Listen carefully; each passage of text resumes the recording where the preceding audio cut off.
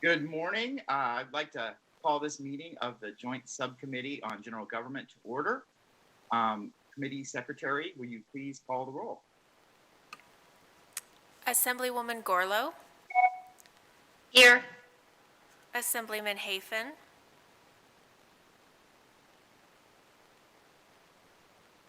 Assemblywoman Howdigi. Here. Assemblyman Levitt. Here. Assemblywoman Miller. Here. Assemblywoman Peters.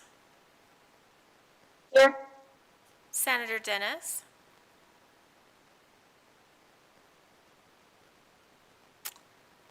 I'm here. Sorry. I got it. Senator Goy-Kachia. Here. Chair Brooks. And I am here. Thank you very much. I would like to remind all the members, please mute your computer when you're not talking. And there is a Teams function that I believe that we can communicate if you need to be recognized and want to ask a question. Otherwise, you can just old-fashioned raise your hand, and I'll try to recognize you.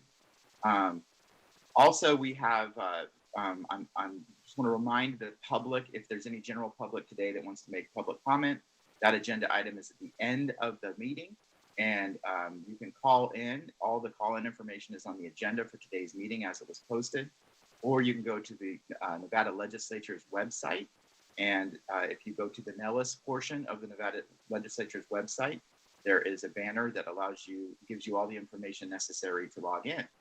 And then you can call in and make public comment at the end. We will start off today. We have the Department of Administration, Enterprise Information Technology Services, which we refer to as EATS. They have 7 accounts that they are going to present today. And I believe we have Director Freed. We also have joining us is Administrator Matt Tuma. And we have Alan Cunningham, who's a State Chief Information Officer. And I think all 3 of them will be helping present these budgets today. We can start off with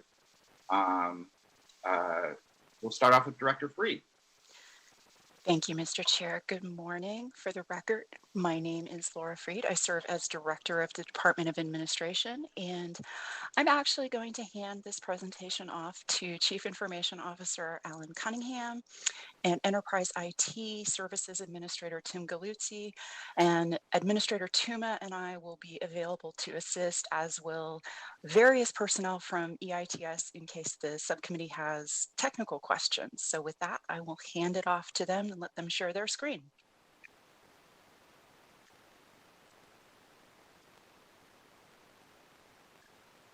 Good morning, Chair Brooks, members of the committee. For the record, Alan Cunningham. I'm the State Chief Information Officer. I'd like to thank you for the opportunity to present the Governor's recommended budget for Enterprise IT Services. Today, myself and Tim Galuzzi, who is the Enterprise IT Services Administrator, will introduce the budget. First of all, I'd like to do a quick introduction to the division, mention the strategic plan, and a few key accomplishments. Then Mr. Galuzzi will provide details on our 7 budget accounts. Statutory authority for Enterprise IT Services is given under NRS 242. The purposes of the division are to perform information services for state agencies, and secondly, to provide technical advice, but not administrative control of the information systems within the state agencies, and as authorized, of local governmental agencies. On the screen, you can see the vision and mission of Enterprise IT Services. Some people look at it and go, what is transparency? In this case, it's technology should be transparent. You shouldn't have to engage with the technology. It should allow you to do the tasks that you need to do. For our mission, we feel it's important that everybody on the team realizes that our mission is for our citizens and how they interact with government services. Next, I'd like to show or talk a little about the strategic plan. A wise Mark Twain once said, "A man may plan as much as he wants to, but nothing of consequence is likely to come of it until the magician's circumstance steps in and takes the matters off of his hands. As we all discovered in 2020, the magician mentioned by Mark Twain stepped into all of our lives and forced massive change to plans on all levels. From kitchen tables to courtrooms to classrooms, no one escaped being touched by the changes in circumstance. There are very few, if any, Nevada citizens who have not been and continue to be adversely affected by this pandemic. Some of our citizens were devastated financially, mentally, and physically. Families were negatively impacted by the forced change in our education system, which has an ongoing effect on working parents, including state team members. The working landscape has changed dramatically in a very short period of time. We've had the technological ability for remote work and video conferencing for many years. However, there was little, if any, need to use that technology. Among the committee members present today, who would have forecast during the 80th legislative session that we'd be holding these committee meetings in a 100% virtual environment during the 81st session?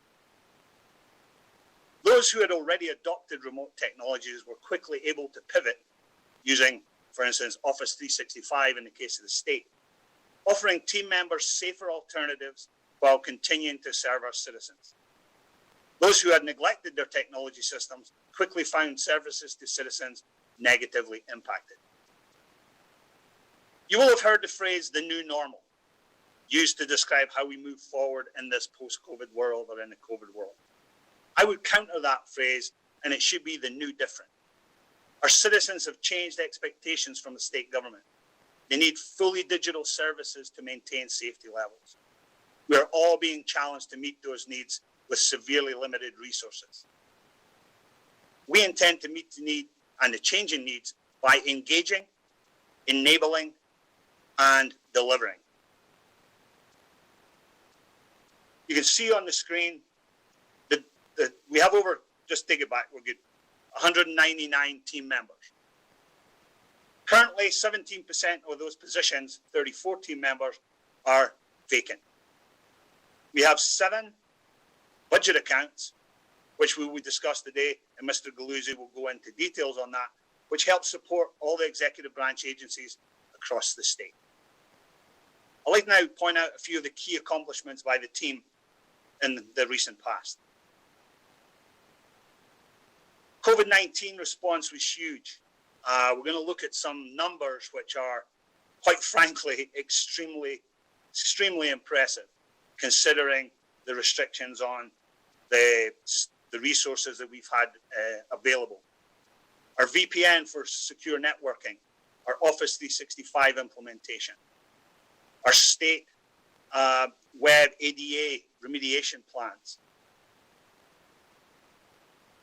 our statewide microwave system, disaster recovery enhancements, virtual servers, battery backups, etc., and the data center, which those are under the hood type of services that usually you never see, but they're absolutely essential to make sure that we as a state government can provide services to the citizens.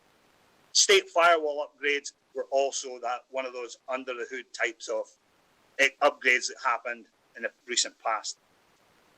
Last on here are the CIS controls. This is the Center for Internet Security. They have a framework which they offer to state governments and federal governments, and it allows us to map controls directly to their framework and provide a much more secure infrastructure for everybody who uses our network. And that was all completed back in December and was brought out through SB 302 back in 2019. Next slide. So let's look at some numbers. Back in February last year, we had a grand total of 535 VPN accounts. So 535 team members were using virtual private networks to log into the state network. By July, that number had climbed to 8,136. That's an increase of 1,420%. That's huge with the same resources, no increases in resources. Office 365, back in February, we were only using Teams active calls like 595 in a month. That went to 27,300 363. And the increases there, I had to do the math on this several times, and I actually had Director Freed and Administrator Tuma take a look at it because I couldn't believe the number. It's almost a 4,500% increase in use with the same resource. We've had an 80% increase in email sent and received. And that is obviously tied into the next part, which is remote work. Most of the team members within the state are working out of the office, particularly in enterprise IT services. We have very limited staff in the office. We're using remote work to its best ability. Our call center volume climbed dramatically, almost doubled in off hours. There's only one 24/7, 365 call center in the state, and that is enterprise IT services. Those off hours from 5 in the evening to late in the morning and to the weekends saw dramatic increases in calls as our team members were working from home. They want to change a password at 4 o'clock in the morning or on a Saturday or on a Sunday. We needed to have those services available for our teams. Our Division of Emergency Management help for first responders. Those radios that our first responders use are all directed through our microwave system. And we're going to go into more detail on the microwave system later on and give you a much better idea. I had no idea when I started the state at the end of August last year of the size and the complications that we have with the enterprise-wide microwave system. And lastly, a little bit of innovation. We're looking to put in chatbot systems. We saw other states have huge success with those. So we really started to trial those within the state of Nevada and looking how we can move those forward into different agencies and use technology to help our team members. Office 365 implementation. This has really allowed our state team members to be able to function at the same or even increased levels.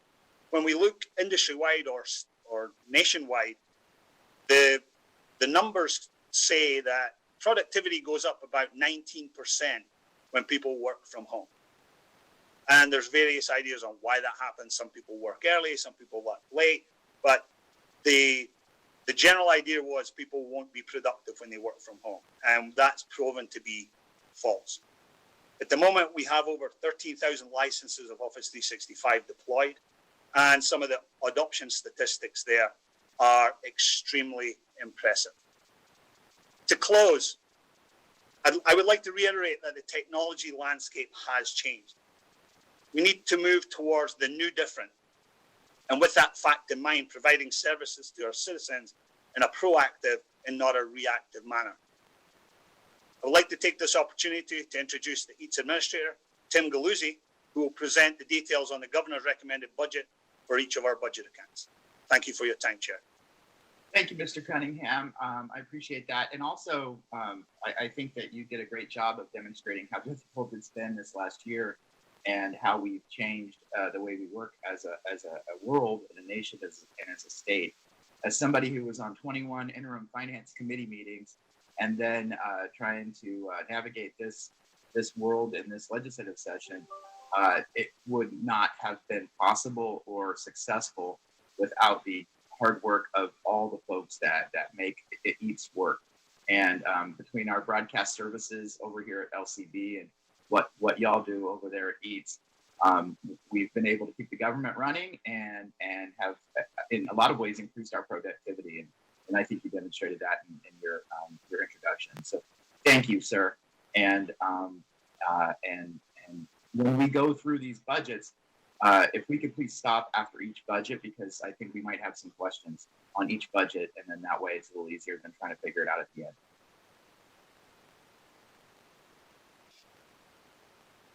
Alan Cunningham for the record. Thank you for that, Chair Brooks and committee. And I'm sure Mr. Galuzzi will take that into account when he is going through each budget account. We'll stop, and if there are questions that need to be answered, we have our full team available for that.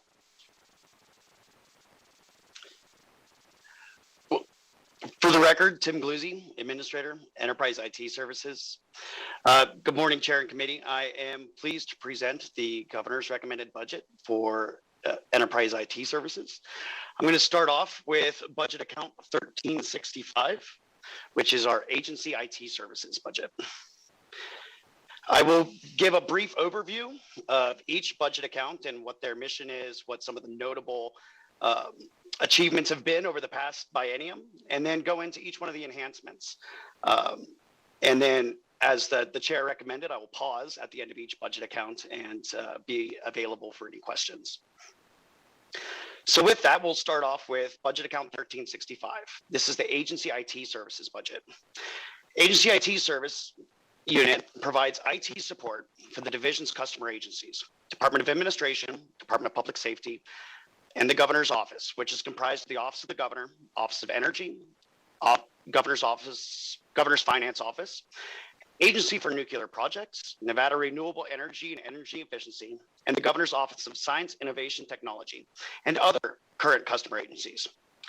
Additionally, the unit is responsible for statewide application development, web application development with support of State Web Content Management System, or the CMS, NVELearn, the Americans with Disabilities Act initiative, database administration, development and hosting, the state telephone operators, desktop support, and the enterprise help desk, which provides 24/7 support for our agency customers, as well as other enterprise information technology service customers.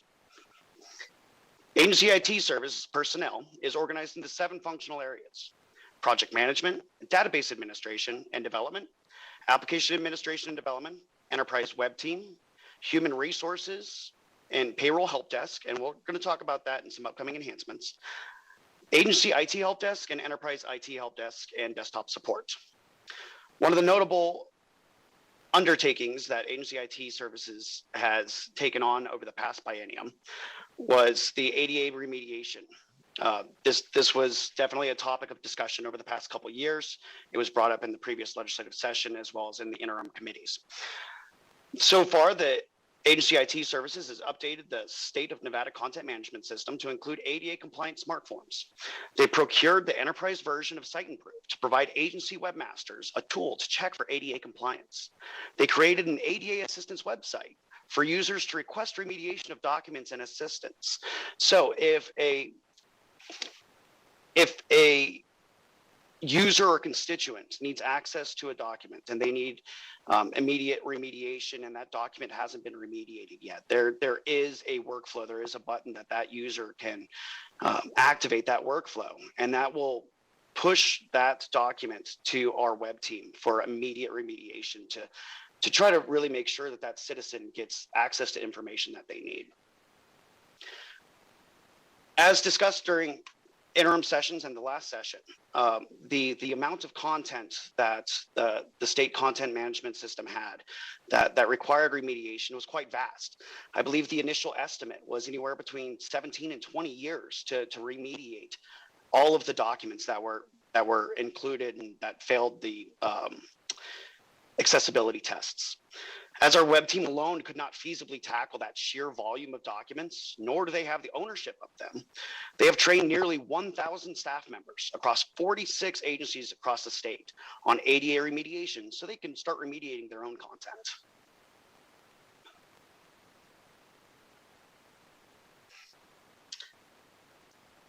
The governor's recommended budget for budget account 1365 agency IT services for fiscal year 22 is $13,211,494. In FY23, it's $13,022,608. The budget enhancements that were recommended for this budget include E600, E920, and E520. These are being looked at as one package, and there are companion enhancements units included here. And we're going to go into a little bit more detail on these. So these enhancements include Smart 21 position transfers and eliminations. It's eliminating 3 currently vacant IT professionals from 1365 and transferring those positions to Smart 21, which is in the Governor's Finance Office, Office of the Governor. These positions will then be filled by Smart 21. With the implementation of Smart 21, the workload and responsibility that these positions had in the legacy HR systems has been transitioned or will be transitioned to Smart 21. These enhancements also include a transfer of 4 IT professionals, 2 program officers, and 1 business process analyst. The duties of these positions, once again, have been transferred over to Smart 21, which is in the Office of the Governor, Governor's Finance Office. And I know that these are some rather large enhancements, so I would be willing to pause here if the committee has any questions.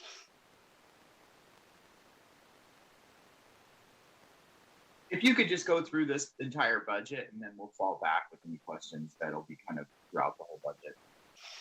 Thank you, Chair. Once again, Tim Galuzzi, Administrator, Enterprise IT Services for the record. The next enhancement in this budget account is E900. It's to transfer 1 AV technician from Buildings and Grounds, budget account 1349, to Agency IT Services, budget account 1365. Functionally, this position has already been working with our desktop support group. This transfer will further enable that AV technician to leverage EAT's resources, management, training, vehicles, and will be able to further support EAT's customers.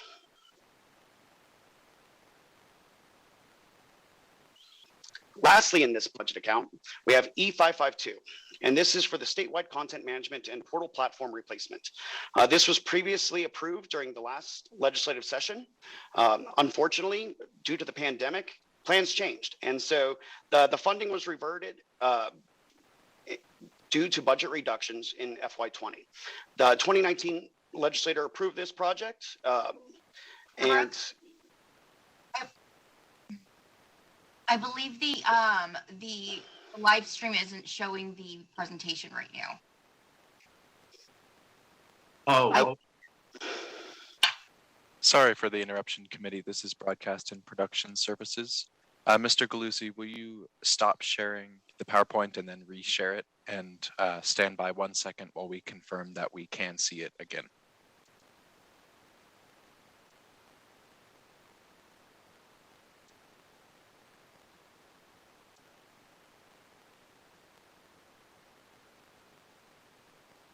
All right, sorry about that. We can see it again. Please proceed. once again, Tim Galuzzi, Administrator, Enterprise IT Services for the record. So once again, this was a previously approved enhancement during the 2019 legislature, and this will be funded through a general fund loan, one-shot appropriation G02. And at this point, I'll pause for any questions that we may have on budget account 1365. Great, thank you, Mr. Galuzzi. We do have a few questions. I'm going to start off with a couple of them, and it's about the transition to third-party commercial off-the-shelf systems, as opposed to doing in-house development. How has that impacted the services demanded from EATS? Thank you, Chair, for the question. Timothy Galuzzi, Enterprise IT Services Administrator for the record.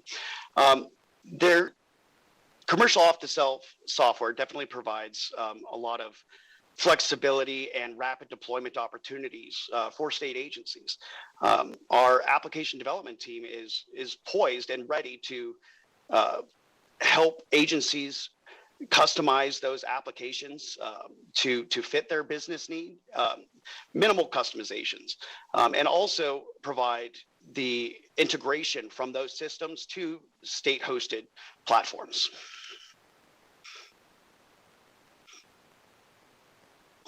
Thank you, and I'd like to ask about the positions that we're moving over.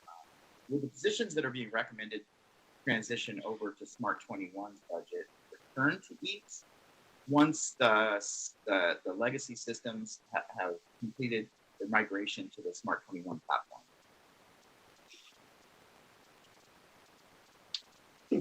Thank you, Chair, for the question. Once again, Tim Galuzzi, Enterprise IT Services Administrator for the record.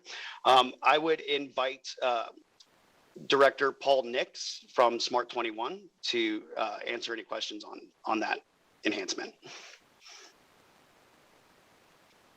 Good morning, Chair Brooks. Paul Nix, Director of the Office of Project Management within the Governor's Finance Office for the record. So the intent of this transfer is really about business continuity to ensure that the existing employees within the legacy system are able to transfer over to the new system when Smart 21 goes live. And so by bringing them over in July, it gives them a chance to continue to support the legacy system as well as learning the new system so they can be up to speed as we retire the legacy system. Thank you, Mr. Nix. And so the intention is to keep them in the Smart 21 budget and continue to work with that? Exactly. When I present our budget, I believe it's going to be on the 25th of March, we'll kind of talk about the operating center that will be supporting the SAP system that we're implementing right now. Thank you, Mr. Nix. Appreciate that. I believe the next question I have is from Senator Dennis on database and some of the database issues. Thank you, Mr. Chair. And I want to follow up on those last couple questions. On the transition, so the programming services that you guys currently offer, is that reduced now because of the off-the-shelf stuff?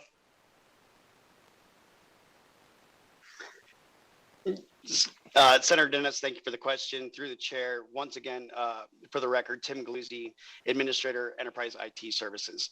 At this point, the hours that are requested of our application development team are still pretty high. We still have some of our customers with a great deal of legacy applications and systems that do require regular maintenance. And our application development teams are also involved in any enhancement to those systems or any migration from those systems to commercial off-the-shelf systems. So if there's any further questions, I also have our Chief Susie Block of the enterprise or of the agency IT services, and she can get into any of the finer details and technical items on that. Well, I'm just trying to get a feel that if in the next 2 years, is that going to change a whole lot? Because it sounds like you're still supporting a lot of legacy systems before as you switch over. So I'm just wondering, in the next 2 years, do you anticipate that the workload will shift, or you still have a high need for the programmers? Once again, Tim Galuzzi, Administrator, Enterprise IT Services, for the record, through the chair to Senator Dennis. I do believe that there's still going to be a great need for the application support with the implementation of Business Productivity Suite and the adoption of low-code, no-code environments.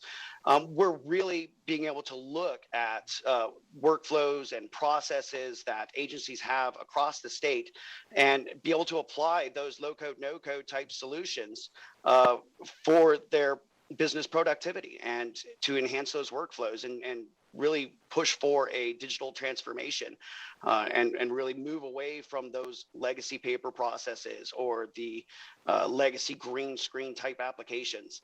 And I really feel that the need for that application support is still going to be there. I think the systems that they work on, those might change, but the need for skilled programmers isn't going away anytime soon. Great, thank you. And then on the Smart 21 folks that are moving over, did I hear you right? They're going to continue to support the legacy stuff, but they're going to switch over and stay at the Smart. Is that right? For the record, Tim Galuzzi, Administrator, Enterprise IT Services, that is correct. And so until the transition fully off of the legacy HR system has been completed, they will be maintaining that system while they're learning the new SAP solution that Smart 21 is rolling out. Great, thank you. Now, I want to move to a different subject. On your database hosting utilization, you guys have made a forecast on how that's going to be, and based on that, do you think that you're going to be able to cover the funding gap? Thank you, Senator Dennis, for the question through the chair. Once again, Tim Galuzzi, Administrator, Enterprise IT Services, for the record. I would invite our Chief, Susie Block, the Chief of Agency IT Services, to answer that. Thank you. Morning, committee members, and Chair Brooks. Through Chair Brooks to Senator Dennis, by the way, on the record, this is Susie Block, Agency IT Services Chief. What we did this last budget bill biennium is we worked directly with the customers that host with us. And so there was a significant amount of analysis performed by my team to look at what the utilizations would be. And so all of that was factored in, also partnering with ASD, our administrative services division, who actually work with us on the utilization. So there was a large partnership that was done working with, the team to do an analysis based on what we thought the trends might be with what we saw the growth in those systems were, working with the customer to make sure those were put into the budgets, and then working with the administrative services division as part of the rates building process. So there's a lot of complexity that goes into this, but we feel that we did do a good job on the analysis and have worked closely with our administrative services division on those rates. So I'm sure you did, but my question has to do with what if you're wrong and your analysis is off? How are you going to cover the gap? Have you considered that? Well, as things come up, we're always closely in communication with our leadership, with our fiscal folks, and with our customers. So I would just say if we see trends shifting, we are very good at sounding the alarm and staying in communication. I will just say the last couple of years, we didn't see anything where we had to, where we had funding issues in that cost pool. So again, if we saw trends like that, we would work with our leadership to make sure we're communicating on what the appropriate next steps were. Great, thank you. And then I have a question about the repurposing of servers. Don't know who would answer that. Matthew Tuma, Administrator for ASD for the record. Senator Dennis, through the chair. Just to follow up on that previous question that you had, we do evaluate where the rates are on an annual basis and throughout the fiscal year. And oftentimes within the budget account, we have multiple funding sources that cover all of the budgeted expenses for the budget account.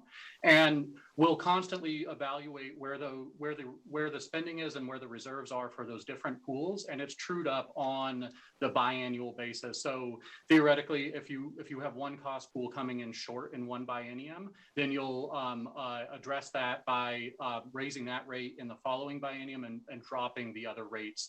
Overall, this budget account, other than the movements out of it, it's fairly flat for operational costs. So that's what allows us to make those course corrections on an annual and then true them up on a biannual basis. Great, thank you. So, so then on the repurposing of the servers, my question there has to do with you're going to repurpose servers in order to increase your database hosting. So, what services are you going to are getting? I guess you're not going to be doing in order to do more hosting or more, the more database hosting. For the record, Tim Galuzzi, Administrator, Enterprise IT Services. I believe we have our Computing Services Chief also on the line, Sean Monteith, and he might have a little bit better visibility on the movement of servers. So I would invite him to jump in. Thank you for the question, Senator Dennis. Through Chair Brooks, I do have that information. Basically, what's occurring is within the state computing infrastructure, what we're doing is we're migrating from using internal resources to using that cost pool, much like the agencies are. So the services haven't changed. We've just introduced a lot of utilization into that cost pool that is coming from our Altiris and our other cost pools. So it's really an internal shift that we're using these database services internally. So then you're not anticipating any capacity issues because of the shift? Sean Monteith, for the record, Chief of Computing Enterprise IT Services. No, we do not expect any capacity changes. This really is more of a fiscal change so that we're using the services and the cost pools internally, much like external agencies are using those cost pools. Great. Thank you. Thank you, Mr. Chair. Chair Brooks, if I could have a comment. This is Alan Cunningham, Chief Information Officer for the record. Oh, please do. I'd just like to refer to Senator Brooks' comment on COTS, which is commercial off the shelf, in case anybody didn't know what that meant. Commercial off the shelf software doesn't usually need a lot of customization as such, but it does need a lot of configuration.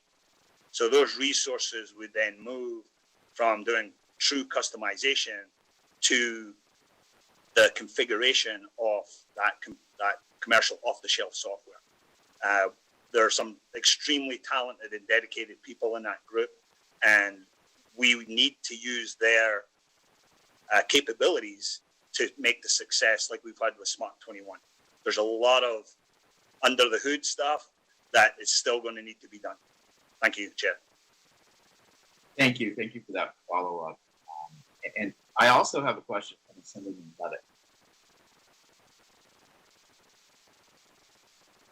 Thank you, Chair Brooks.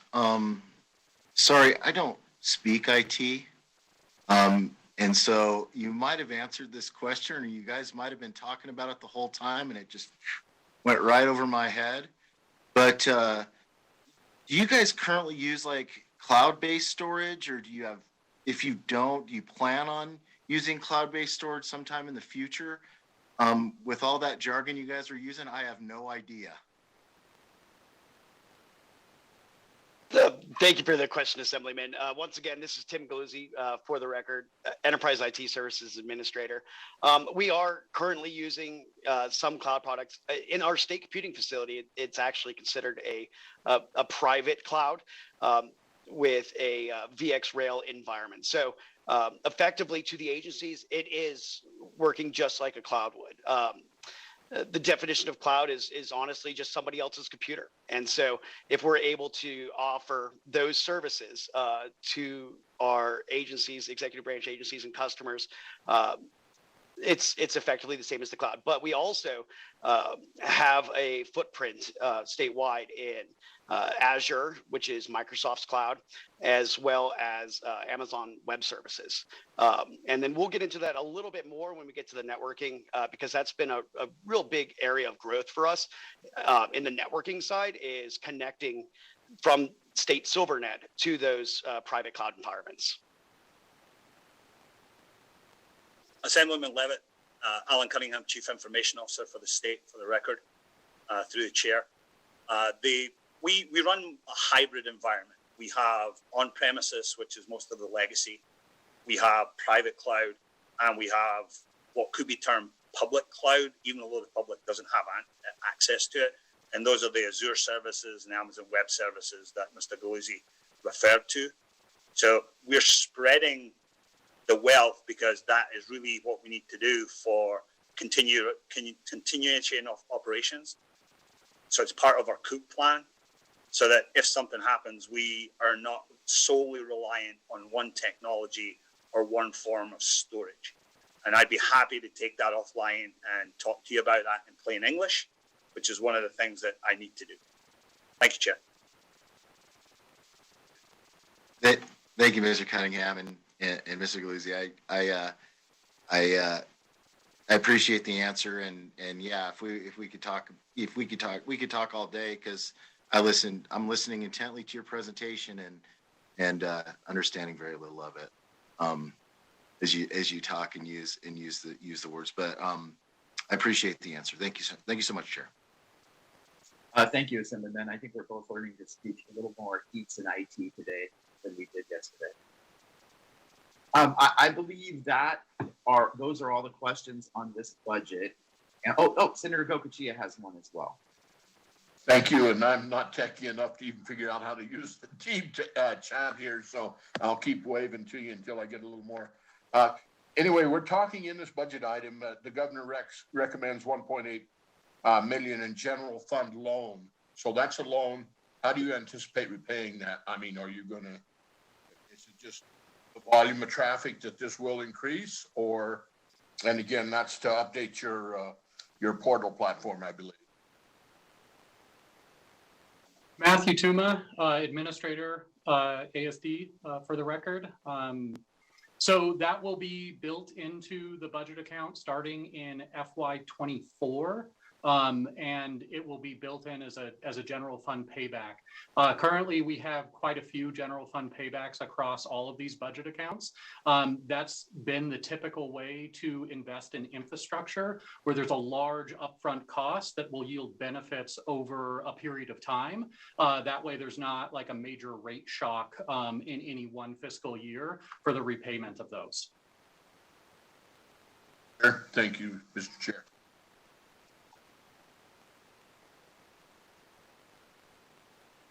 Thank you, Senator. I think that is it then for this budget, and we can proceed to the next budget.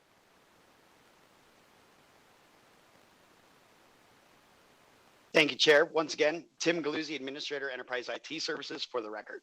The next budget account that we're going to be discussing is budget account 1373, Office of the Chief Information Officer. The Office of the Chief Information Officer consists of the state CIO, or Chief Information Officer, who oversees the Enterprise Information Technology Division and its operational units, Office of Information Security, and staffing necessary to carry out the duties of the office. Designation of as the CIO for the state of Nevada is at the pleasure of the governor per NRS 223.085 and reports to the Director of Department of Administration. The CIO is the highest IT leadership position in state of Nevada government. The CIO and organization serve to drive cultural change across all executive branch agencies, to encourage partnering and enterprise solutions over silos, and making collective decisions for the good of the state at technological inflection points. So the Office of the CIO also, as the Chief Information Officer was previously discussing, is really responsible for the statewide IT strategy. And a key component of that is the technology investment notification process. And that is housed within our enterprise architecture group within this budget account. Executive branch agencies are required to submit a notification to EATS when investing in large IT projects, with a few exceptions. So within this budget account, it also coordinates the ITSPC, or the IT Strategic Planning Committee.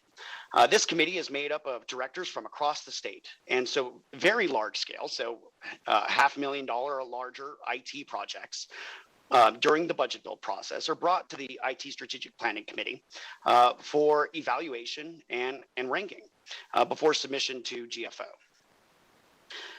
Within this budget account also provides the coordination for the IT Advisory Board, or ITAB, which is comprised of agency representatives, so director level representation from some of our largest customers, governor's appointees from industry, as well as representatives from the legislature. This advisory board assists EATS in strategic direction.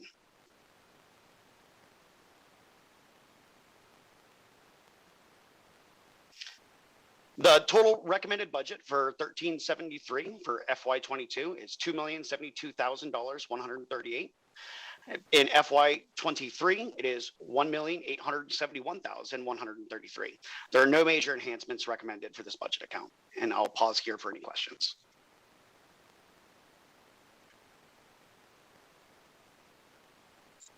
I do not believe we have any questions on this budget account, and we can move on to the next one if you like. Thank you, Chair. Once again, Tim Galuzzi, Enterprise IT Services Administrator, for the record. The next budget account that we're going to be discussing is budget account 1385. This is the state computer facility. The state computer facility consists of the mainframe systems and storage unit, enterprise services and servers unit, and computer operations unit. It provides numerous computer processing services using a variety of systems and technologies, and is responsible for managing, operating, and supporting the state computer facility and server environments. Staff tasks include computer operations, production services, mainframe systems management, storage management, printing, web application hosting services, server maintenance and hosting, email management and maintenance, and a number of business continuity functions. Some of the key operating groups within this unit are the Enterprise Server Management and Monitoring Team, the State Unix Group, This team is also responsible for the Office 365 administration for the state, SharePoint administration, server infrastructure, disaster recovery, enterprise server and identity administration, and computer operations.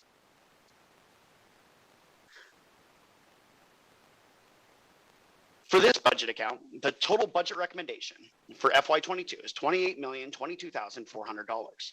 In FY23, it is $29,435,326. The first budget enhancement we're going to be talking about is E225, and this is for a statewide implementation of multi-factor authentication. This will improve security for systems and service logins for all users within Silvernet. This multi-factor authentication technology really provides an additional layer of security for our logins. As we're moving to more cloud technologies and remote workforce, one of the critical vulnerabilities that we have is on the logins themselves. And so multi-factor authentication will help mitigate those drastically. This multi-factor authentication is actually recommended and required from the Center for Internet Security and ensures compliance with a number of federal regulations.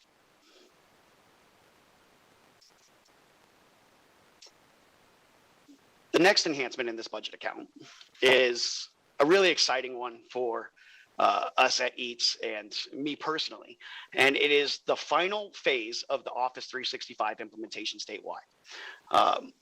Once completed, all executive branch agencies in the state will finally be on a singular platform for email and productivity tools. This enhancement provides the authority for the remaining approximately 4,000 users that are included in DMV and the Department of Corrections. It also provides an additional budgetary authority to work with Microsoft to provide direct expertise and support to those agencies for their onboarding and implementation of Office 365. And I'll pause here if there's any questions on the 1385 budget account.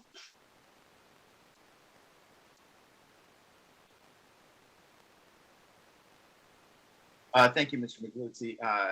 If that is all you have, your presentation on the 1385 budget, we will jump in with some questions. That's correct. I believe Assemblywoman Peters has a question on the verification, authentication platform. I do. Thank you, Chair. I've got a couple questions, if I may. My first question has to do with the 65 tickets I have in my notes that were processed for accounts that were compromised due to the single sign-on environment that we have. And I understand my IT folks have gotten on my case about reusing passwords and stuff. I've had to relearn how to keep track of my passwords.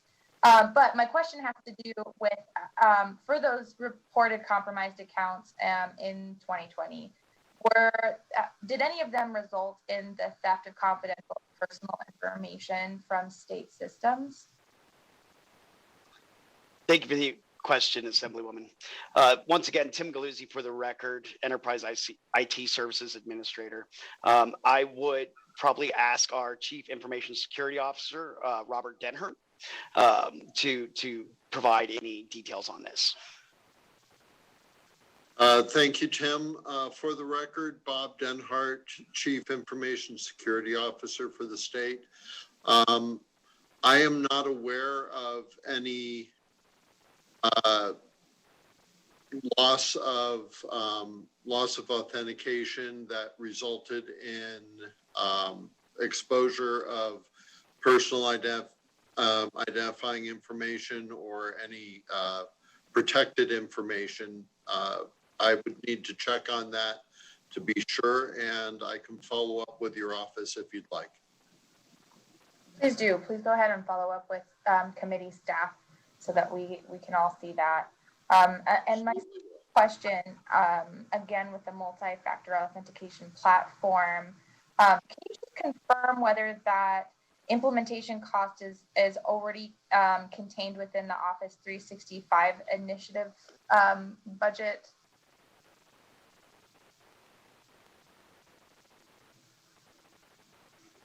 Thank you, Assemblywoman. Tim Galuzzi, for the record, Administrator, Enterprise IT Services. I would probably have to ask Matt Tuma, the Administrator for Admin Services Division, to weigh in on how that cost pool actually is built out. Yeah, so the MFA is a separate deck unit, and so it would go into several cost pools within that budget account. But they are separate decision units, the continuation or the expansion of O365, and then the MFA deck units. Those are separate decisions, and those would be separate licenses that would need to be acquired by each. To be clear, there's no like specific line item though that we're looking at for those costs. So for the MFA, it's in that specific deck unit for the line item costs, and then the continuation of O365 costs for the existing agencies that have transitioned over to O365, that's in base and adjusted base expenses. And then the expansion of O365 costs to the Department of Corrections and the Department of Public Safety, or Department of Corrections and the DMV, I'm sorry, those are in a separate enhancement deck unit. So that's where those three different decisions get made. Oh, okay. Thank you for that clarification. I have one other question, if that's okay, Chair. Yeah.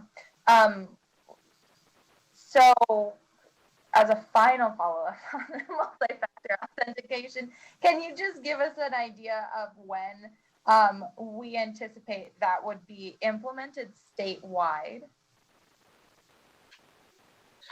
Thank you, Assemblywoman. Once again, Tim Galuzzi, for the record, Administrator, Enterprise IT Services. Once funding is made available to us, we can then begin procuring the licenses and looking at an implementation of 2 to 3 months.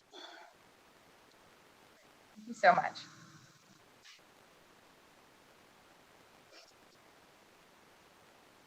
Thank you. And I didn't, I have a question regarding something you didn't touch on it in your presentation, but and some of the data that you sent over, we have learned about some of the things, and it's Chair, I'm sorry to interrupt. We're having a hard time hearing you. If you could speak up just a little bit.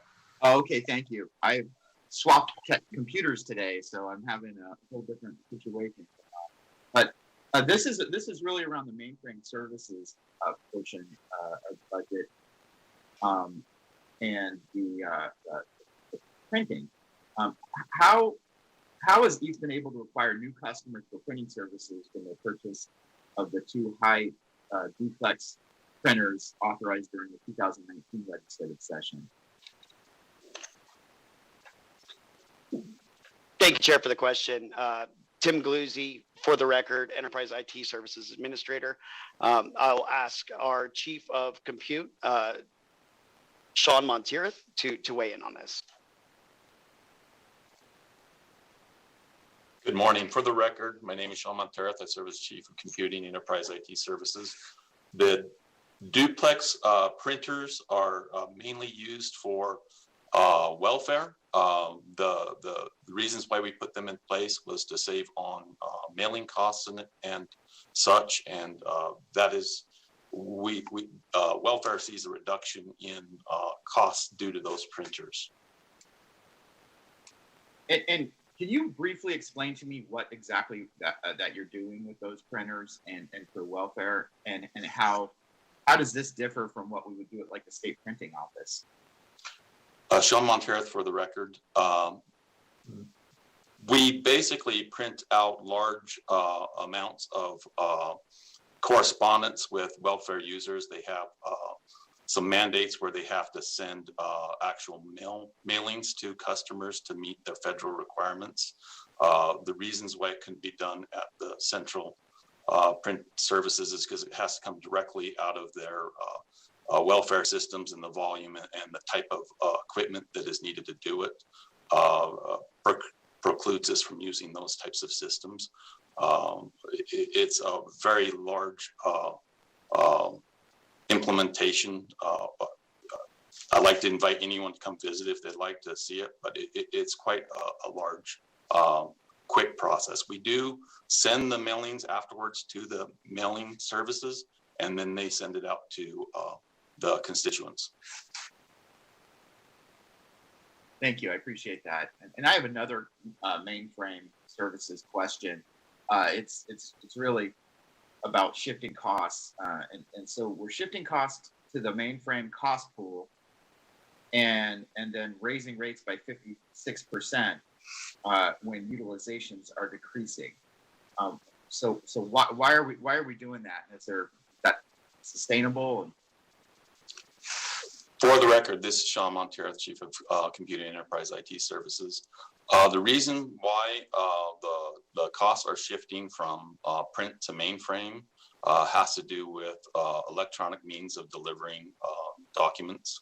Long term, if things continue to go the way that they are, we expect to see the print services decline and eventually possibly expire. Right now, the main reason why we have print services is because of the federal mandates that people must receive mailings. But there's a whole bunch of other reports and other items that are now being delivered electronically. And a lot of the electronic costs actually are now being applied at the mainframe cost pool rather than at the print services cost pool because they're electronic now. Thank you. I appreciate that. I think the next question we have might be on the Unix issue from Senator Dennis. Thank you, Mr. Chair. And actually, I do want to congratulate you guys on the Office 365 implementation. I know we've been talking about that. What's amazing is that we've actually got the whole state to actually do one thing. Because in the past we could never get that to happen. So that's kudos to you guys. In fact, that when we heard the other day, somebody mentioned that they're switching off of GroupWise to Office 365. That tells me that we made a huge step. So that's great. And I want to follow up on the mainframe. How much? I've actually been over in senior facility, but a lot of folks on the committee probably aren't familiar with all of that. Can you talk just a little bit about the mainframe? What applications are we currently running on the mainframe, and what percentage of that is the overall IT, if you have that? This is Sean Montero for the record. Mainframe itself consists of probably, I think it's in the $1 million range, so it's probably 1/20th of the full 1385 budget. The systems that are currently running off of the mainframe include welfare systems and generally some of the items that are moving to Smart 21, some Advantage systems and some other items. There are some items that will still stay on the mainframe. In addition to that, we're actually seeing a small increase in systems going onto the mainframe, which they're coming from Oracle because Oracle licensing is a little bit more friendly with the AIX environment than in the VxRail or the Intel environment. So that's the bulk of the Unix utilizations.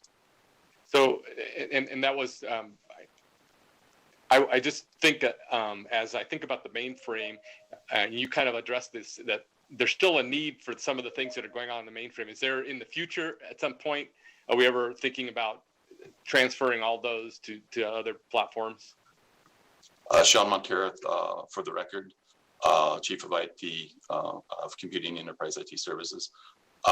We are seeing a consistent decline with mainframe usage. Some of it has to do with program improvements. Others have to do with actual modernization where they're moving off the mainframe. We hear from time to time some plans to migrate systems off of the mainframe and off of other legacy type systems. But we do see a need for the mainframe for quite some time in the future. Yeah. Okay. So from a budget standpoint, there's no, we're not seeing some immediate thing where you're going to have to switch off of that.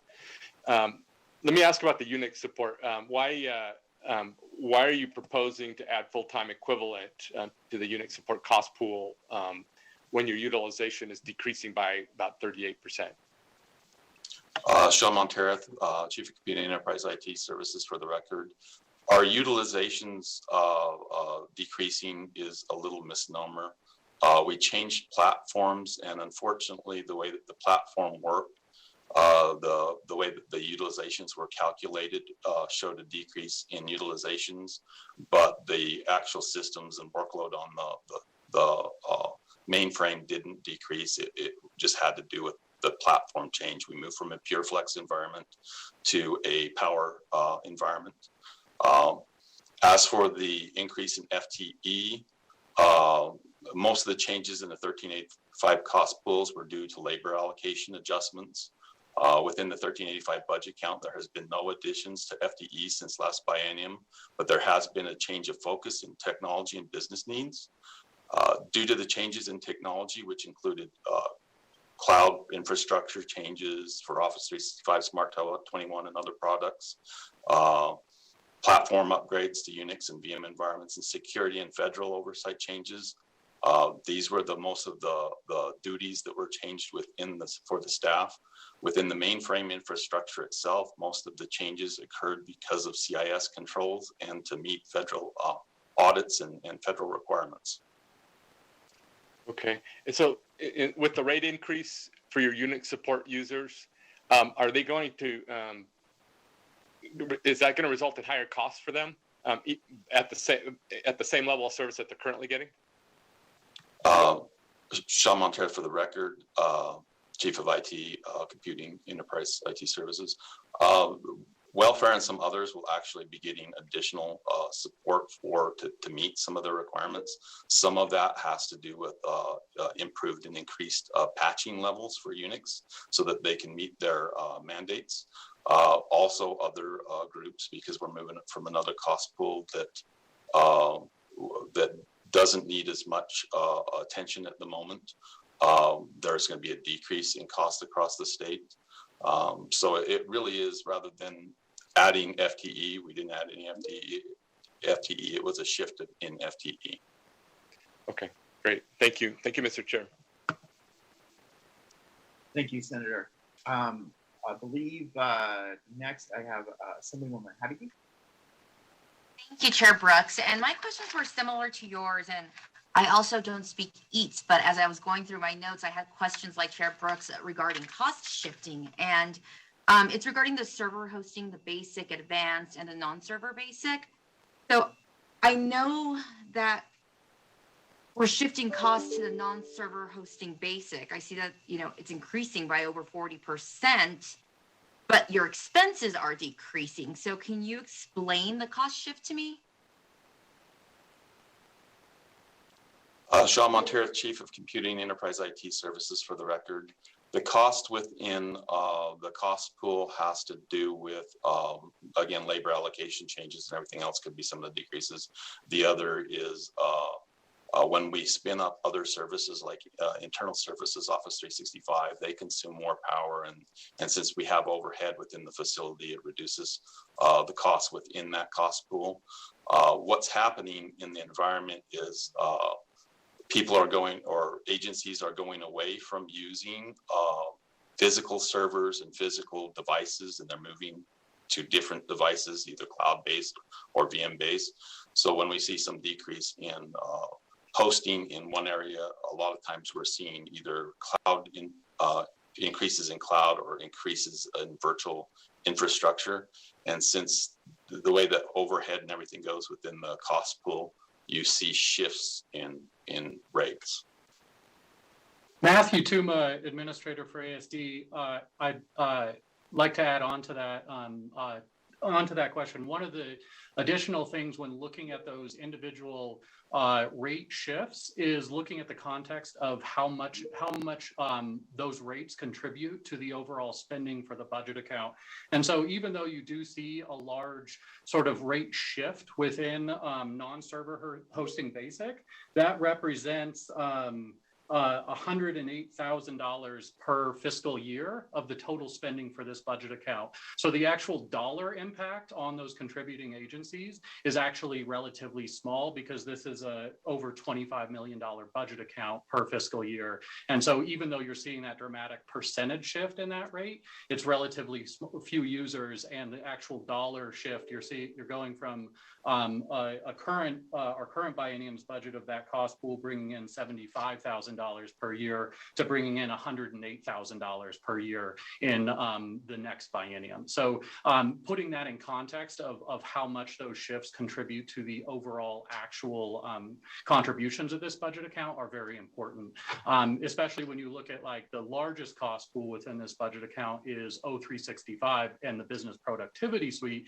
and that's a rate that's declining. And so Sean mentioned this, by keeping sort of our operational funding overall relatively flat, you're seeing these like services kind of grouped in, and agencies will see some costs shifting up and other costs shifting down to overall have kind of flat impacts. Follow up, Chair? Okay.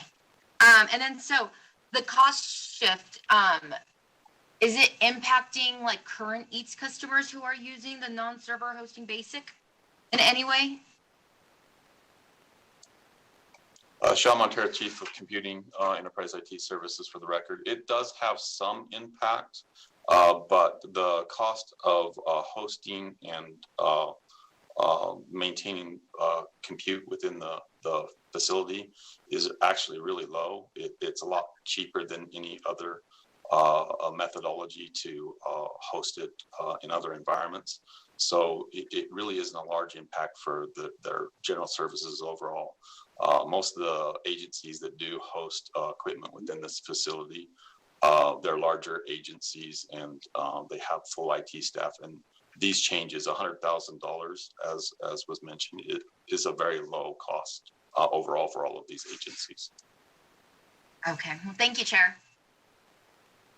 Thank you, Assemblywoman. I believe, and you might notice a theme here in some of these but Mr. Tuma's explanation kind of globally on what's happening within the organization is really helpful to give us context. But, because we're looking at the individual pieces of the puzzle. So I appreciate that. Now, Assemblywoman Miller has a question on the infrastructure assessment, I believe. Thank you, Chair. Yes, my question, I just want to bring it back to the quality of services, actually, because we understand that the workload is increasing as a result of this on our employees. And so with that shift and that increase in workload, can you describe the impact that it has on quality of services for these services provided? Sean Montero, Chief of Computing, IT, Enterprise IT Services. Generally, what happens when we have an increase in workload, critical systems, security, and everything else that takes the forefront. What generally happens is our response to tickets declines, and it takes us longer to get the tickets and help different employees or agencies. Right now, our ticket load is maintaining. So we haven't seen a large decrease in support, but that's generally what occurs if we start becoming overwhelmed. Follow-up, Chair? Please do. And do you consider where it's at right now, do you consider that to be appropriate? Is that satisfactory for you? The Sean Montero, Enterprise IT Services, I never consider our levels of services sufficient. We are always doing things to try to improve our levels of services. A lot of that is through automation, so we don't have to add FTE. Some of it is through other programs or training mechanisms to help the customers so that they understand the technology or could do things. But no, I never believe that our levels of services are at the rate that they should be at. Okay. And one last question. What efforts is the agency taking to ensure that the actual rates remain consistent throughout the biennia?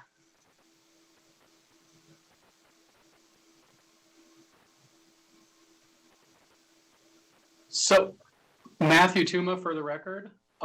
So our intention when we present the budget and when we get that LO1 budget would be that those rates stay consistent throughout the biennium, and that any true up gets done as we prepare our budget request for the following biennium. If there is a crisis that's unforeseen, we would be working with the GFO and going to LCB and working with the interim finance committee if there are major shifts that are unforeseen that can't be handled through the cost pools that are in each budget account.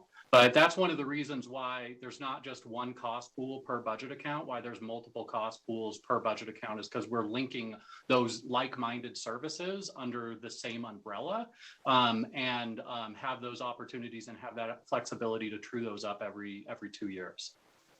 And you would consider that a proactive approach? Matthew Tuma for the record, yes, I think we're both proactive in how we prep and how we look at where the needs are for the following or for the upcoming biennium, but we're also in a review mode and looking at how our business is being conducted today. So I think it's both taking the actual information of what we're dealing with today and using that to make the most informed decisions for the future. And sometimes that works out really well. The state's investment, we talked about it earlier, the state's investment in O365, I don't think any one of us could have predicted the telecommuting needs that have been upon us for the last year, but it was very fortuitous that we had been making those investments in the years leading up to the pandemic. Okay, thank you. Thank you, Chair. Chair Brooks, Alan Cunningham, State CIO for the record. I wonder if I could reference Assemblywoman Miller's question on staffing and levels of service. What we've seen, especially in the compute group, is over the past 6 months, especially since I've noticed it since I came on board, is the staffing there has been very difficult to recruit for. There are some very specific needs, especially from an O365 perspective. So the group has done a phenomenal job with the staff that's available, but anything between 17 and 30% down on overall staffing throughout the past year. So that has had a definitive effect. And we're really trying to make sure we don't have any burnout with our team members and make sure their quality of life is kept where it should be. And within the state of Nevada in general, it is not easy to recruit the talent that we need. And we are competing now that we've brought in a lot of high-tech companies, especially in Northern Nevada. We compete directly with them for technical staff. Thank you, Chair. Thank you. That's a good point you bring up there about the competition amongst other industries. We see that in a lot of areas in state government, but this is one that's particularly interesting. I think that Senator Dennis has a question on this budget as well. Thank you, Mr. Chair. Just a quick follow-up. So, with all these changes that we've made, your Active Directory management has gone up. How much would you say it has gone up? And do you anticipate that it's going to continue to go up, or is it going to level off? Sean Monterith, Chief of Computing Enterprise IT Services. A lot of the Active Directory has gone up in line with the O365 rollout and the Smart 21 rollout. What we expect to see is as we go to more cloud services, we'll see Active Directory and MFA and these other technologies increase, but we'll also see decrease in other workloads when we see improvements in cloud technology and the decreased costs when people move to the cloud.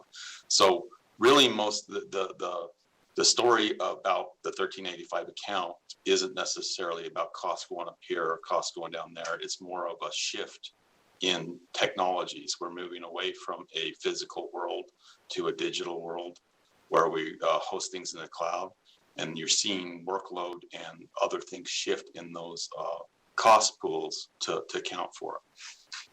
Great, thank you. Thank you, Mr. Chair. Thank you, and I believe we don't have any further questions on this budget, and if you'd like, we can move on to the next budget.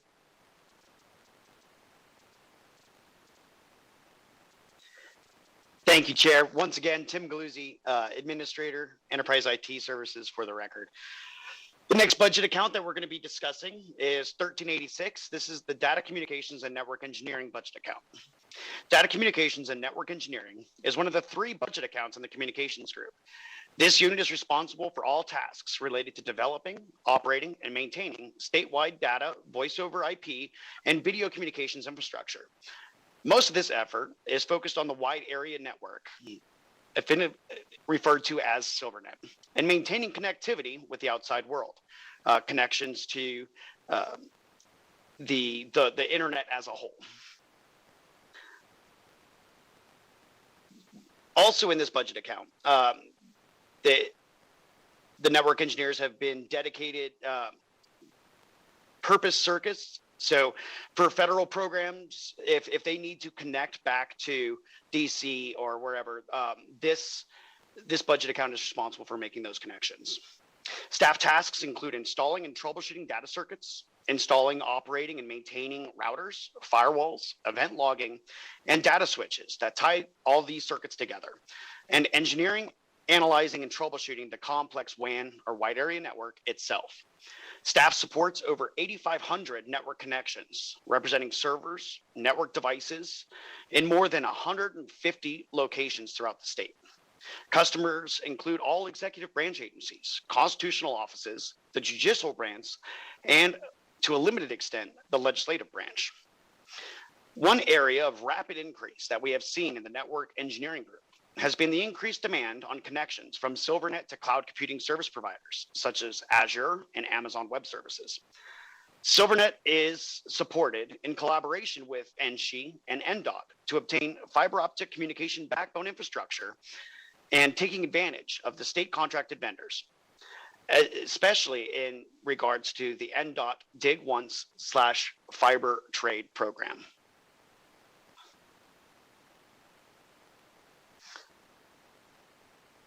For this budget account, the governor recommends in FY22, $8,190,492. In FY23, the governor recommends $6,785,882. No major enhancements have been recommended for this budget. I'll pause there for any questions. Thank you, Mr. Galuzzi. I do not think we have any questions on this budget. I don't see any from any of the members, and I did not have any. All right, I'll continue on. Once again, this is Tim Galuzzi, Enterprise IT Services Administrator for the record. The next budget account that we're going to be discussing is budget account 1387, and this is the telecommunications budget account. Telecommunications is the second of 3 budget accounts in the communications group. This unit is responsible for developing, administering, and maintaining telecommunications services, primarily voice transport and telephone equipment. This includes a statewide telephone network that integrates voice over IP switches into SilverNet, as well as commercial telephone services. Staff tasks include operation and maintenance of key systems, agency consultation, analysis, basic design to meet their telecommunication needs, including call centers, building wiring design, development, negotiation, and implementation of contract telecommunication services, long distance service, local exchange service, vendor services. Specific services provided include state phone lines and voicemail, long distance, 800 type toll-free services, voice system administration, conference calls, and PBX network access. Each telecommunication infrastructure supports over 11,500 phones across 115 locations around the state. During the start of the COVID-19 pandemic, telecommunications unit added session initiation protocol, or SIP trunks, that take advantage of digital VoIP-based technology to dramatically increase the telephone connections available to the commercial systems. One of the keynotes in the telecommunications group was the rapid response that the telecommunications unit had to deploy to support call centers across the state. The call centers, they were in the news. We had fast, busy issues, and the initiation of the SIP trunks really mitigated those issues. Just recently, with the rollout of vaccine clinics and the hotlines that were supporting that, the telecommunications worked with the Office 365 team to rapidly deploy call centers to help facilitate those vaccine clinics and the scheduling. In this budget account, the governor recommends for FY22, $3,610,625.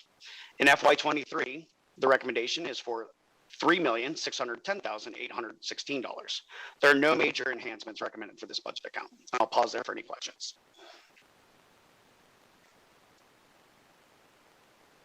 I do not believe we have any questions. I do have comment, however, and I've gotten tremendous amount of positive feedback from folks that have been working with and statewide response to the vaccine information and scheduling. And so, there's so much work we started years ago that thank goodness we did, even though we were overwhelmed over this last year with just the volume of folks reaching out to the state and all the different agencies. We've been able to respond, and I'm really glad that we did the work we did a few years back to try to put us in a better position. So I think this will be a much more resilient system moving forward. And so just wanted to offer my feedback and appreciation. Thank you for that, Chair. Once again, this is Tim Galuzzi, for the record, Enterprise IT Services Administrator. Any role that we can play in order to bring the state into a better place, especially during these trying times, is a role that we're proud to hold. So if there are no other questions or comments for the telecommunications budget, I'll continue on.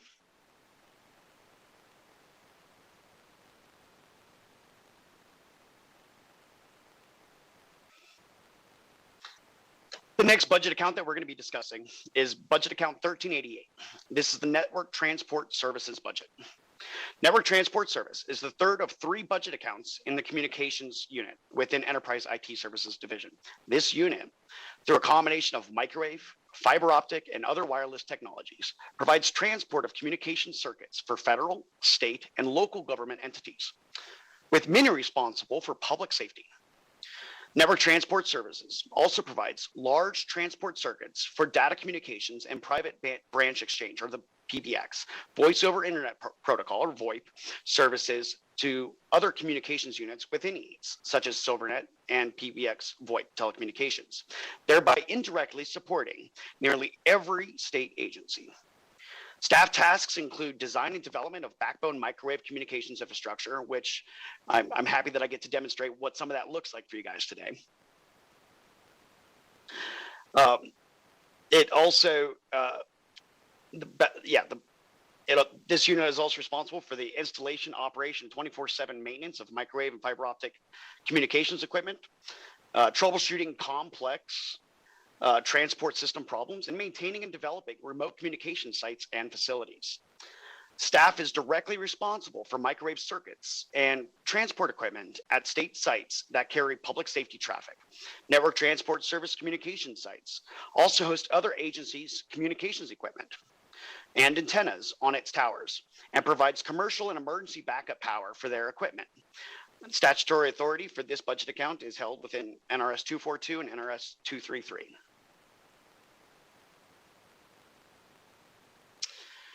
We wanted to demonstrate a little bit on the remoteness and the difficulty of terrain where a lot of these microwave sites are located across the state. And as you can see in the graphic, our microwave network touches nearly every corner of the state, from Penn Hill all the way to Sawtooth. This accounts for a total of 84 sites, and that number is growing to 88 with the addition of sites to be added to support the Nevada shared radio system. Also, we have the EdCast radio upgrade that could add potentially an additional 20 sites.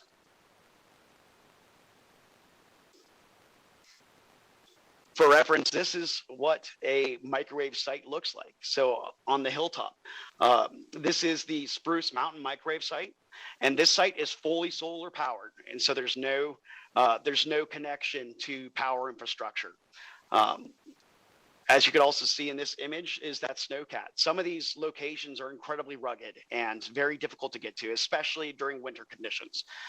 So that kind of equipment is necessary for us to get up there and do the maintenance that we need to do on those sites.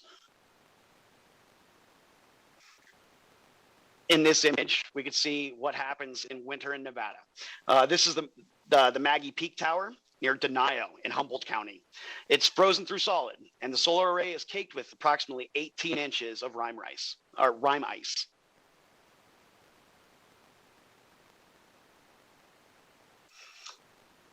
In this budget account, the total governor's recommended budget for FY22 is $5,032,087. For FY23, it's $4,881,352. There's a number of enhancements, and most of which are equipment replacements. So equipment and software replacements of vehicles that have met the requirements in SAM and mileage for replacement. This also includes replacement of equipment such as AC equipment, IP phones, rectifier controllers, and dehydrators, and as well as 2 used forklifts for a couple of our warehouse sites. And I'll pause here if there's any questions. Thank you. We do have some questions. I think the first questions I have come from Assemblywoman Peters. Thank you, Chair. And my questions have to do with things that weren't necessarily, well, the first question I have, I guess, is related to your staffing details and the purpose, the distribution of your FTEs across the 4 different programs. Will you just follow up with staff? You don't have to respond to me necessarily here, but follow up with staff on supporting documentation for how those workloads of all 15 positions were evenly spread across those cost pools, please. And then I have an additional question related to the microwave circuits. And can you provide us with a summary and timeline of the plan to phase out the DSO and DS1 circuits? Thank you for the question, Assemblywoman. For the record, this is Tim Galuzzi, Administrator, Enterprise IT Services. I would invite Jan Matthews, the manager of one of our managers in the communications group, to field that. Thank you, Tim. For the record, Jan Matthews, ITM2, Network Engineering. Primarily what's going on with those circuits is that they are called DSO and DS1s. These circuits are very low speed circuits that are being phased out due to technology. Currently, as we move to Ethernet, those circuits will no longer be usable because there won't be enough capacity within those circuits to move the data that is required by the shared radio system. Do you have a timeline for that phase out, or is it really dependent on the build out of that of the Ethernet? For the record, again, Jan Matthews, there is a phase out timeline, and generally they seem to be dependent upon NDOT. That is the biggest customer for the system, and the date for that appears to be 2023 at this point. Do you anticipate reducing any FTEs when those are phased out? No, as they're phased out, those FTEs will need to shift to the Ethernet cost pool to be able to suffice the need for that. Thank you. Those are my budget-related questions. I have one follow-up that's for my own background, if I can, Chair. Do you have any meteorological equipment on these microwave stations? For the record, Jan Matthews, I do believe that there is some. We do have cameras and we have weather telemetry on them to see what the weather is like and see what is like to see what the impact to the tower themselves is. There is also, I do believe, we have Desert Regional, who also has telemetry that is used on our towers. Awesome. I'm going to have some offline follow-up questions for you. Thank you. Thank you. Thank you. And Senator Dennis has a microwave-related question as well. Thank you. Just a quick question. I know in the past we talked a lot about all of the installation of all the microwave. Do we have any new installations going in? I do believe there is 3 additional installations that are being ordered by NDOT that are coming up in this next biennium. But the rest of them are all up and running? Yes, sir. By the way, it's good to see you. I haven't seen you in a while, and that's great. That was a flashback there. So on the and this isn't necessarily microwave, but as we were talking about the microwave, mentioned fiber optic. Do we have fiber optic also connecting the north and south? Is that part of this group? It is part, for the record, Jan Matthews. It is part of all of the communications group. What we do is we try to partner with the System of Higher Education and NDOT to take advantage of the fiber holdings throughout the state, because the Nevada probably has the least amount of fiber throughout the state other than Alaska. So we're a little behind the times for our state. So anytime that NDOT lays fiber in the ground, they try to offer up their services to both us and INSHE. Now, in regards to the microwave system, it literally transports via radio down to those fiber optic sites for collection points. Those collection points are then fed back to our data centers in Las Vegas and Carson City. So do we have a way? I mean, are we connected? The question I'm asking is, I know sometimes in the past, when there was work being done in California on AT&T, somebody would take a backhoe and cut it, and it would disconnect the north and south. Have we figured out a way to get around that when that happens? Yes, for the record, Jan Matthews. What we have done is we've actually built a ring around the state in partnership with Switch Communications and INSHE and NDOT. By doing that, if we do lose a portion of the fiber that is circling the state, that traffic will take the alternate route. Those are things that are automated, and they're in the past, that was a manual intervention to make that happen. We've overcome that at this point. That's great news. And then just one other, as I looked at the map on the connections, I noticed that some of those are on peaks in California. Is that correct? That is correct. I do believe there's a peak in Utah, or excuse me, Oregon, that we host equipment at also. I hadn't realized that, so I appreciate that. That's all the questions I have, Mr. Chair. Thank you. Thank you, Senator. And I think we have a question, probably rate related, from Assemblywoman Gorlow as well. Yes, thank you so much, Chair. I was looking at the service rates comparative to the 2019-21 legislative approved and then the governor's recommended. And I was wondering, would those large fluctuations in rates impact the ET customers? I cannot answer that question directly, but for the record, Jan Matthews, but I will get that for you and get it over to staff. Great, thank you so much. Matthew Tuma, Administrator for ASD, kind of similar to some of the answers in the other budget accounts. Overall, the spending in this budget account is flat, and those rate fluctuations, like Jan mentioned, are really a representation of where business is going and where the customers are expecting service going forward. And so when you see those fluctuations within a budget account that's still flat, you're going to see some increases in certain areas, but decreases in other areas. Thank you for that clarification. Thank you. And I believe that's all the questions we have on that budget item. And I, in my past life, built several of those microwave stations and operated them, not for the state, however, but for other agencies. that's a lot of work to build those, maintain those, and keep those going, and get them all off of helicopters and all on mountaintops. It's expensive and difficult and sometimes dangerous work. So thank you for all that you're doing to keep the lines of communication open for the state of Nevada. All right, well, I think we can move on to the next budget item, or that next budget, excuse me.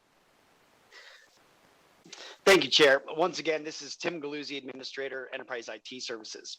The final budget account that we're going to be discussing this morning is budget account 1389. This is the Office of Information Security. The Office of Information Security is independent from Network and Information Technology Operations. It's separate and is managed by the Chief Information Security Officer for the state, who reports directly to the Chief Information Officer. The Office of Information Security establishes and maintains the enterprise vision, strategy, and program to ensure information assets and technology are adequately protected. As part of the ongoing service delivery, Office of Information Security provides leadership and oversight of a comprehensive state information security program, which includes continuous monitoring, vulnerability scanning, focused assessments, security incident response coordination, physical security access services, and other operational security services for the executive branch of the state of Nevada. The Office of Information Security staff identifies, develops, implements, and maintains enterprise security processes to reduce information technology risk. The Chief Information Security Officer directs responses to incidents, establishes appropriate standards and controls, manages security technologies, and directs the establishment and implementation of policies and procedures.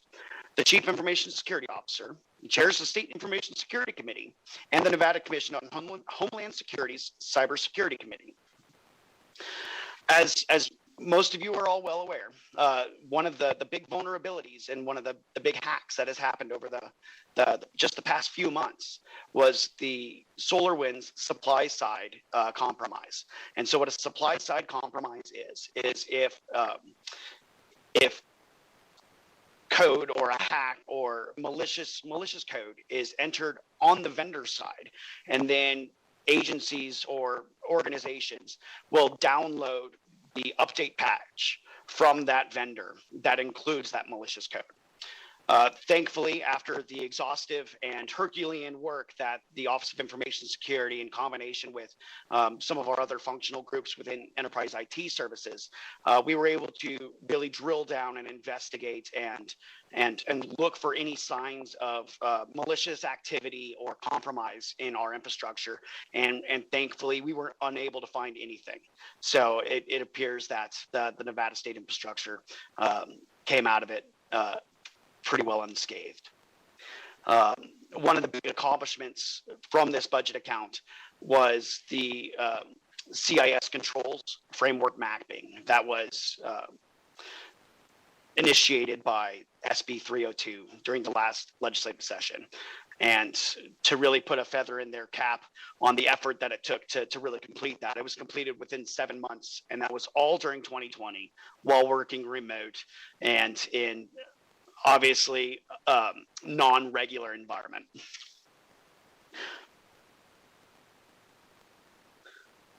So in this budget account, the total governor's recommendation for FY22 is $3,015,805. In FY23, it is $2,524,670. The enhancement that we're going to be discussing today is the request for funds for subscription to KnowBe4 Fish ER. Fish ER is an additional module for the KnowBe4 platform. KnowBe4 is a training and phishing remediation platform provided to the state by the Office of Information Security. This platform sends simulated phishing emails to state employees to train them to validate the safety and security of one of the most common vectors of compromise, their email. The KnowBe4 platform also provides a fish alert button in users' Outlook to rapidly report and escalate for mitigation suspicious emails, as well as provides the platform for required annual information security awareness training. This additional module will provide information security officers machine learning tools that will aid in the rapid evaluation of threats. The Office of Information Security has already implemented a pilot program that in the past 12 months has identified over 3,500 suspicious emails, of which 2,100, or I apologize, 1,100 were identified as a threat. And I will pause here for any questions that the committee may have on 1389. Thank you, Mr. Galuzzi. I am not seeing any. Unfortunately, I got a bunch of screens down. I'm trying to monitor all this. I'm not seeing any. Mr. Chair, this is Senator Dennis. Yes, sir. Just a quick question. Go, please go ahead. Thank you. So you mentioned the SolarWinds issue. I guess my thought there as you were talking about that, have we implemented anything with our vendors that would prohibit us from somehow catching that before we download it to our system? Thank you, Senator Dennis, for the question. For the record, this is Tim Galuzzi, the Administrator, Enterprise IT Services. I would ask our Chief Information Security Officer, Robert Denhart, to go ahead and weigh in on that. Thank you. Thank you, Tim, and thank you, Senator Dennis, Chair, for the question. For the record, Bob Denhart, Chief Information Security Officer. SolarWinds was a difficult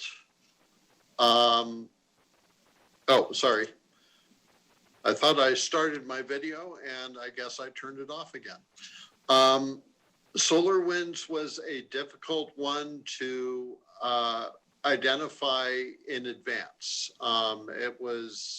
It's a type of attack called a supply side attack or a supply chain attack, where the attackers got into SolarWinds systems and were there for a considerable amount of time, at least 8 months that we're aware of, probably closer to a year.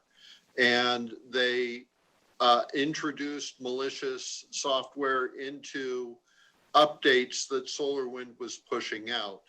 And that's how they managed to compromise over 18,000 different systems worldwide.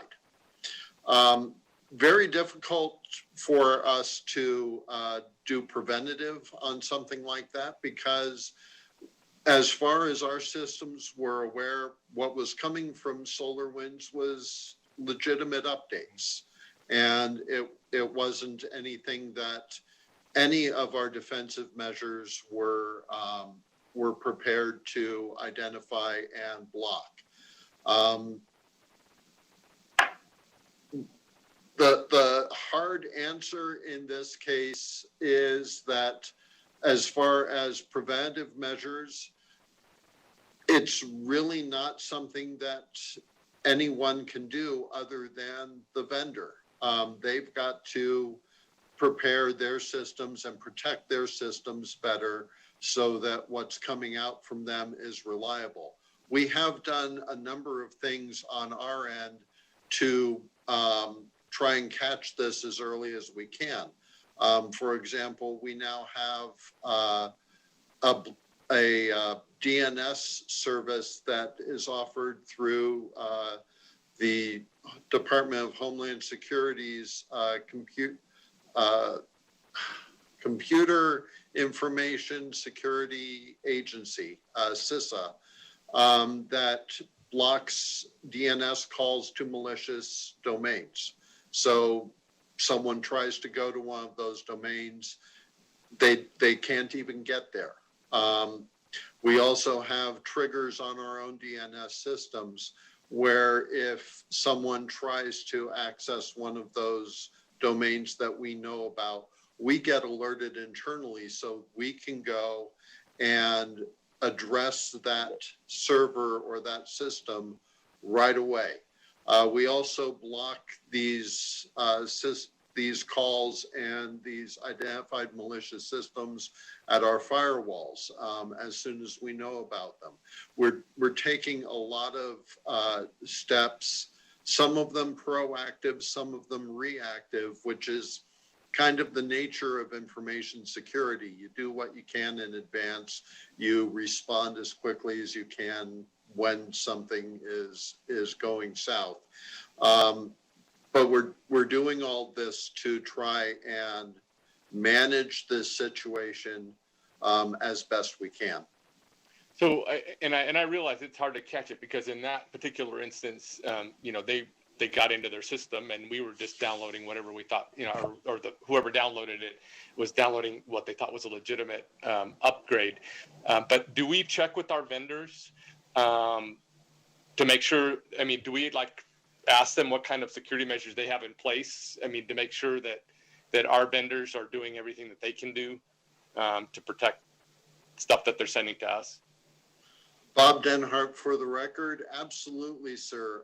We do ask vendors when we're engaging with them to make sure that they have adequate protocols in place. It's part of the standard procurement activity to look at all aspects.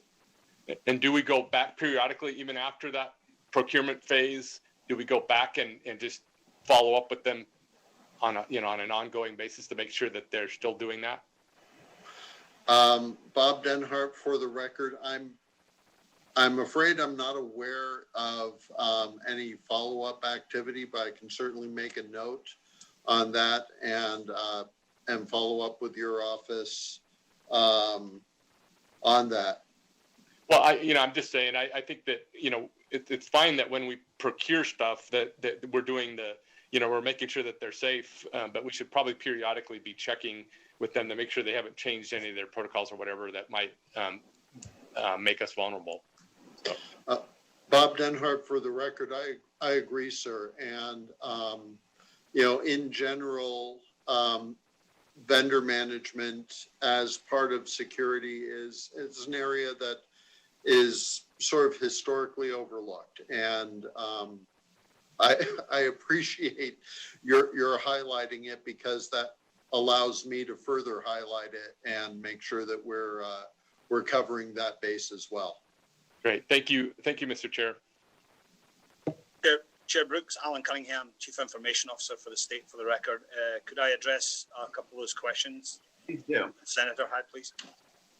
Senator, with security, the one thing that we've seen is we really don't know who had SolarWinds within the state.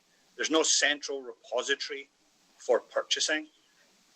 We had to wait for agencies to report back to us if they had the product or not. So that's a major challenge for us. And secondly, going out to check on vendors. We have tens of thousands of vendors.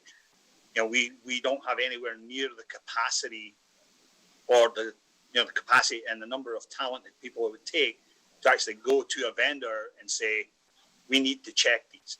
We can have them fill in a form and sign an agreement, but we don't have the bandwidth, let's say, to go out to all those vendors and say, okay, we're going to run tests on your system. You passed or failed. It is just something that is not capable within the current resources that we have available. Thank you, Chair. Yeah, and Mr. Chair, thank you. I wasn't suggesting that we go to their systems, but I just wondered if there was any follow-up that we do after we initially do that. Thank you. Mr. Chair, Bob Denhart, for the record, I do know that some agencies do follow up more than others. Some will, for example, check SOC 2 reports on their vendors on an annual basis. So we do have some follow-up going on. As Alan alluded to, it's not statewide and it's not standardized across the environment at this point. So that will be something that's on my radar for the near future. And also, Mr. Chair, if I may, I'd like to circle back to the question that was asked earlier about exposure of protected information due to account compromises.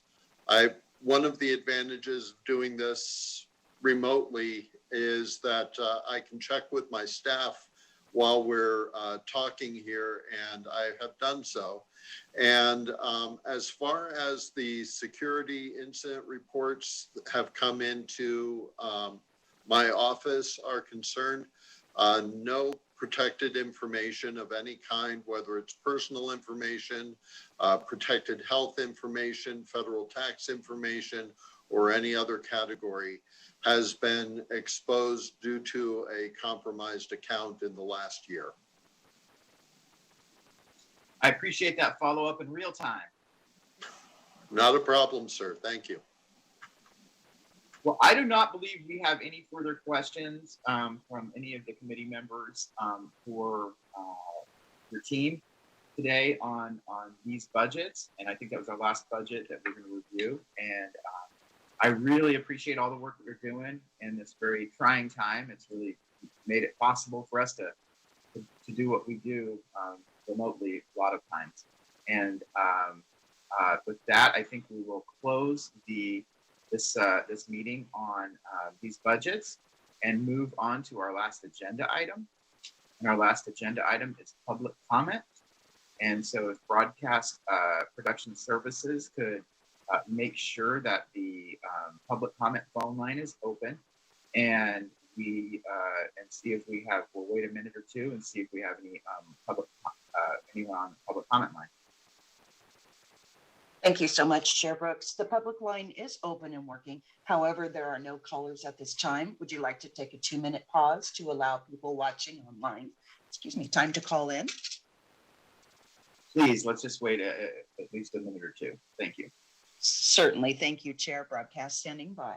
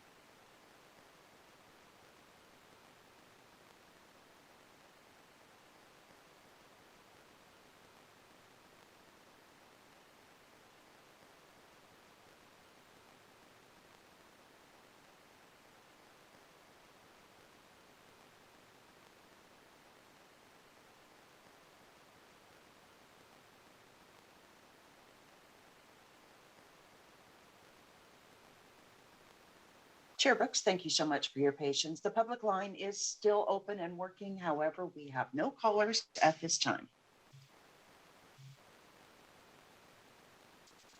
All right. Well, thank you very much. So with that, we can adjourn this meeting, and I appreciate everyone from Department of Administration, EATS, coming out and educating us today and helping us understand those budgets. And everyone have a wonderful weekend.